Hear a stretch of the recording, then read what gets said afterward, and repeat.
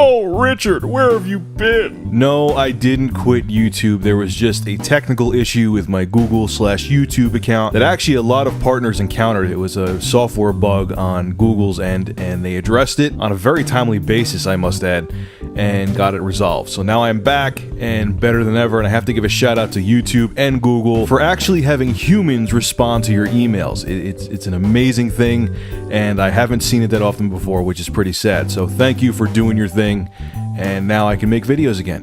Yeah, and I have a lot of Crytek news to talk about, hence why you're watching Crysis 2 footage while I'm talking. The first thing is that Crysis, the original Crysis, is actually coming to the Xbox 360 and PS3 in October. Crysis 1 will be downloadable via PSN and Xbox Live and will be remastered with the CryEngine 3. No, that wasn't a typo, they actually used the word remastered. According to Crytek, Crysis 1 for the consoles will have better lighting, better particle effects, and a more streamlined interface for the nanosuit. CNN is also reporting that due to this statement from Crytek, millions of ass-hurt PC elitists are crying in their pillows like schoolgirls. Look, first off, if you're losing sleep over any game not being an exclusive for a platform anymore, let alone a 4-year-old title, you definitely need to wake up tomorrow morning and reevaluate your priorities. Period. And secondly, if you read the article, which I'll have posted below in the description, they're not saying that the console hardware is superior to the PC hardware. I don't know why everyone's twisting it like that.